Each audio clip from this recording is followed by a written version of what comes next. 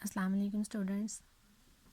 Chapter 12 का जो है 12.1 से पहले की थ्योरी है ये, और इसमें हम डिस्कस कर रहे थे 3 डायमेंशनल सिस्टम को। तो 3 डायमेंशनल सिस्टम में हमने उस दिन देखा कि 3 डायमेंशनल सिस्टम होता क्या है। उसमें पॉइंट, अगर कोई पॉइंट लें तो उसमें 3 कोऑर्डिनेट्स होते हैं और उसको पॉइंट को पॉइंट की पोजीशन कैसे फाइंड की जाती है। फिर हमने ये देखा कि उसमें प्लेन्स क्या होते हैं, लाइंस क्या होती हैं।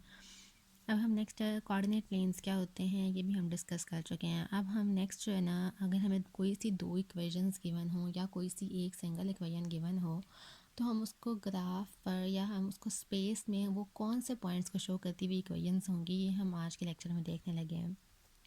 वो कहते हैं ग्राफिंग इक्वेशंस। बेसिकली हम स्पेस में, अब ये हमारे पास P of X Y Z point हमेशा स्पेस में होता है क्योंकि इसमें 3 कोऑर्डिनेट्स हैं। तो हमने स्पेस में देखना है ये कौन से पॉइंट्स ऐसे पॉइंट्स होंगे जो इन दोनों इक्वेशंस को सेटिस्फाई करते हुए पॉइंट्स हों। तो अब ये देखिए, हमारे पास पहले उसने इक्वेशंस कौन सी दे दी। एक उसने दी X square plus Y square equals to 4 और एक उसने दे दी जी इक्वल्स टू 3। तो अब यहाँ से देखिए, उसने कहा एक तो वो पॉइंट्स ऐसे पॉइंट्स हों कि जिसके लिए ये इक्वेशन फुलफ़िल हो रही हो। तो यहाँ से जब तक हमें पता चलता था, यहाँ से हम सिर्फ ये देख रहे थे कि एक्स और वाई के बारे में वो दे रहा था इन्फॉर्मेशन कि एक्स और वाई इस टाइप के हों कि X square plus Y square equals to 4 हो। और हम इन 2 डायमेंशनल सिस्टम हम ये पढ़ चुके हैं कि ये किसको शो करता है, ये सर्कल की इक्वेशन है। अब आपको पता है कि सेंटर एट ज़ीरो अगर लें तो ये ग्राफ जो ये प्लेन में एक जो गिवन प्लेन होता है, प्लेन एक्स वाई प्लेन जो होता है, उसमें ये रेडियस 2 का सर्कल को शो करती हुई इक्वेशन है विद सेंटर एट ओरिजिन पे सेंटर लें, रेडियस 2 लें, तो ये रेडियस 2 को शो करता हुआ एक सर्कल है। अब वो कहता है कि हमें एक्स वाई के बारे में तो पता चल गया कि एक्स वाई वो हों जो एक सर्कल दे रहे हों रेडियस 4 का, लेकिन जी के बारे में उसने फ़िलहाल कोई इन्फॉर्मेशन नहीं दी थी। अगर जी के लिए ये ना होता, अब उसने साथ ये कह दिया जी इक्वल टू 3, अगर जी इक्वल टू 3 वाली इक्वेशन गिवन ना होती, सिंपल ऐसे लिखा होता, तो इसका मतलब था कि जी कोई सा भी हो सकता है। और इक्वेशन ये है कि एक्स वाई में हम यहाँ एक्स और वाई के पॉइंट्स वो पुट करेंगे जिनका स्क्वायर लें, उनका सम लें तो वो इक्वल टू 4 आए, मतलब ये वाले पॉइंट्स सारे के सारे आ रहे होंगे एक्स वाई। ठीक है, लेकिन जी कोई भी हो सकता था, बट अब उसने चूंकि साथ में एक रेस्ट्रिक्शन ये भी दे दी है कि जी इक्वल टू 3 हो, मतलब एक तो ये इक्वेशन होल्ड होती हो, मतलब ये वाले पॉइंट्स हों, एग्जैक्टली ये वाले पॉइंट्स जो सर्कल की इक्वेशन को फुलफिल कर रहे हों। साथ में वो कहते हैं साथ में यहाँ पर इन पॉइंट्स के साथ जी इक्वल टू मस्ट 3 के इक्वल रहे। अब जी इक्वल टू 3 हमें पता है, हम पिछले लेक्चर में डिस्कस कर चुके हैं कि जी इक्वल टू 3 एक प्लेन को शो करता है। जो प्लेन कौन सा प्लेन है perpendicular to Z axis. Z equal to 3 एक प्लेन को शो करता है, वो प्लेन कौन सा है, परपेंडिकुलर टू जी एक्सिस। ये मैंने यहाँ फिगर में शो किया है। ये हमारे पास था एक्स एक्सिस, ये हमारे पास था वाई एक्सिस और ये वाला था जी एक्सिस। एक्चुअली ये तीनों एक्सिस एक दूसरे के परपेंडिकुलर होते हैं।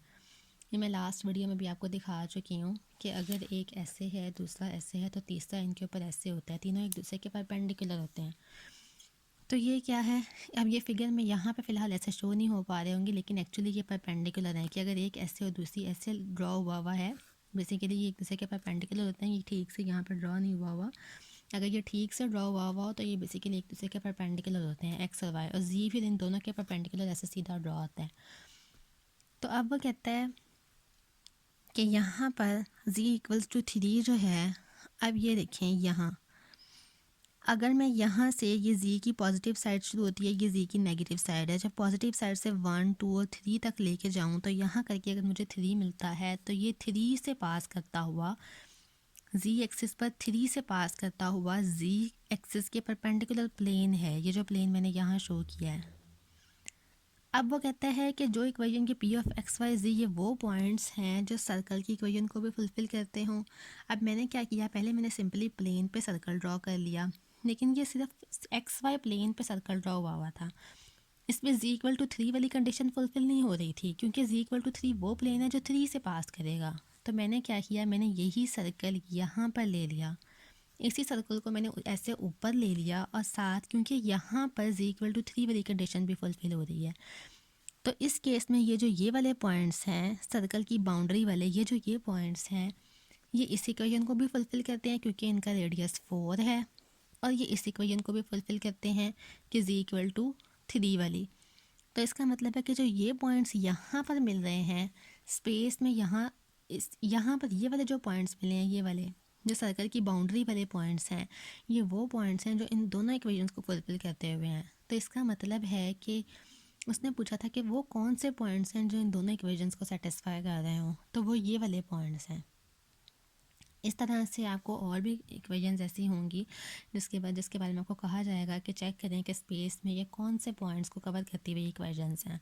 इस तरह से आपने पहले भी ये एग्जांपल 2 थी आपकी बुक की, आपने एग्जांपल 1 भी देखी होगी जिसमें वो ये कहता है, ये देखें अगर आपने यहाँ से देखी हुई हो, आपके पास ये एग्जांपल 1 है जिसमें वो कहता है interpreting equations and inequalities geometrically कि half space consisting of the points on and above the X Y plane.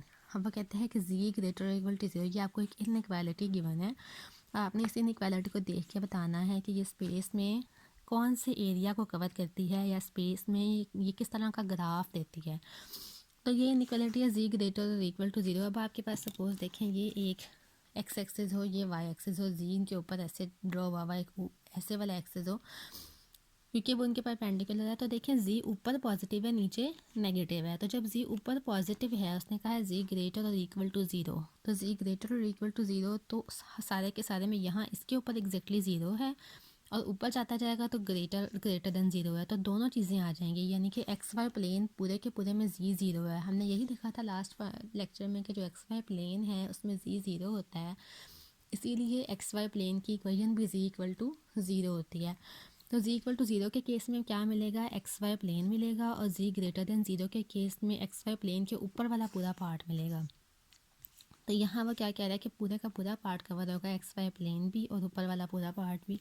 Similarly जब x इज इक्वल टू -3 जो है, ये भी एक प्लेन है, और प्लेन कौन सा है, वो प्लेन जो एक्स एक्सिस के परपेंडिकुलर है और -3 से पास करता है।